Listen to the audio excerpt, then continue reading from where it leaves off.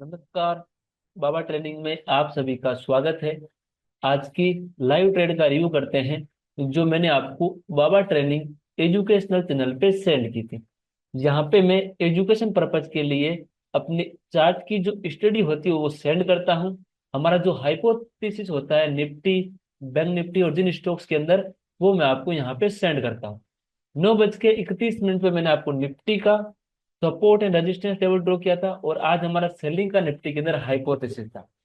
और उसके बाद 9:31 पे मैंने आपको बैंक निफ्टी का चार्ट शेयर किया था और 11:03 पे मैंने आपको ग्रासिम का चार्ट सेंड किया था। इन सब का रिव्यू करते हैं और देखते हैं कि आज की ट्रेड में हमको कितना रिस्क एंड रिवार्ड रेशियो मिला।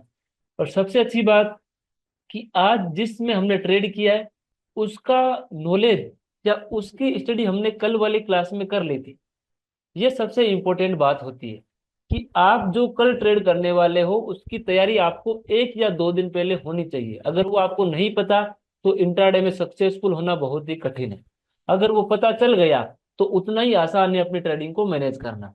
तो देखिए फ्रेंड्स, निफ्टी के अंदर हमारा रेजिस्टेंस लेवल था जो हमने धारणा बनाई थी कि कल हम निफ्टी को इस जगह से सेल करेंगे 24,145 के लेवल से, और जिसका टारगेट लेवल रहेगा 23,780 का। अब बेशक इस जगह से निफ्टी गिरा नहीं है लेकिन ऊपर भी तो नहीं गया है। इसका मतलब यह होता है जो स्टॉक रेजिस्टेंस पे होते हैं वो सपोर्ट की तरफ आने का प्रयास करते हैं।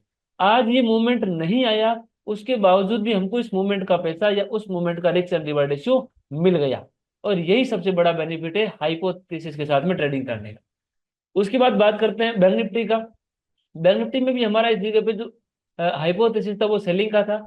लेकिन एक हाइपोथेसिस और भी था कि बैंक निफ्टी अगर ओपनिंग करके पहले सपोर्ट पे आता है तो इस जगह से बाइंग हो सकता है। देखिए, इसी जगह से बैंक निफ्टी में बाइंग आया था, यहीं से ऊपर गया। उसके बाद फिर यहाँ से इस जगह से बैंक निफ्टी ऊपर गया।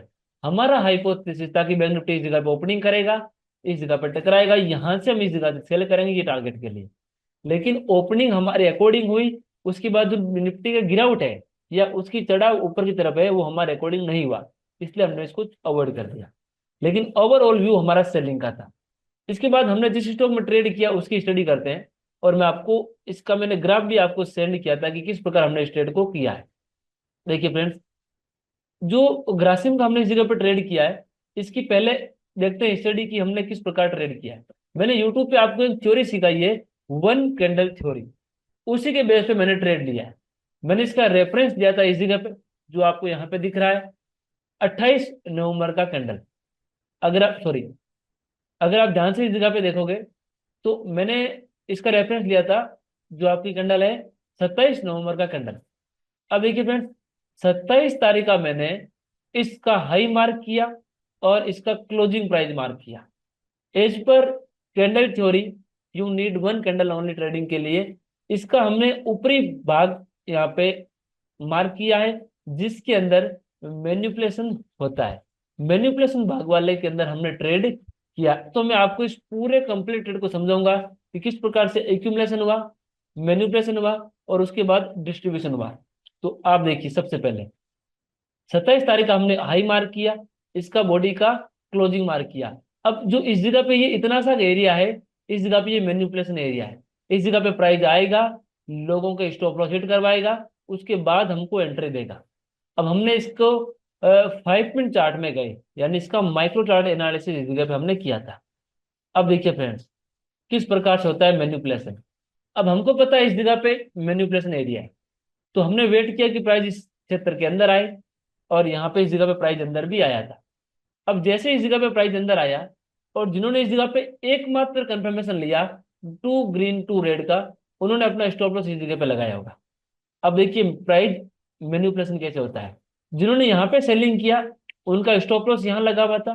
जैसे इस जगह पे प्राइस वापस आया, देखिए, तो इन सबके यहाँ पे इस जगह पे स्टॉप लॉस हिट हो गए। प्राइस ने मैनिपुलेशन किया और यहाँ पे स्टॉप लॉस हिट, यानी कि इस जगह पे हुआ एक्यूमुलेशन, ये ए हो गया, इस जगह हो गया मैनिपुलेशन, ये एम हो गया, और ये हो गया आपका डिस्ट्रीब्यूशन यानी डी हो गया।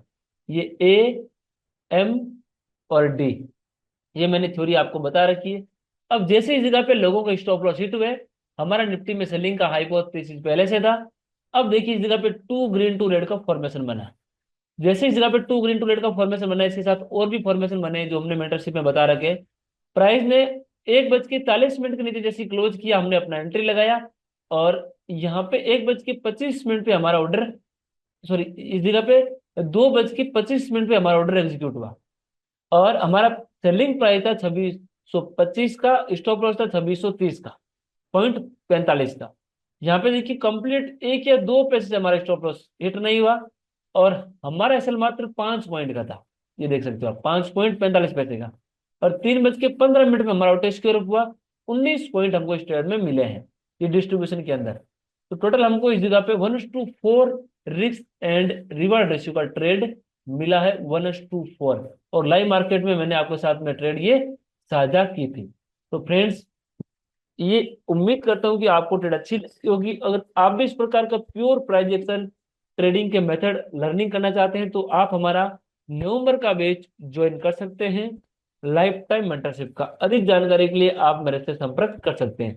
पावर ट्रेनिंग के साथ जुड़े रहने के लिए आप सभी दर्शकों का हृदय से बहुत बहुत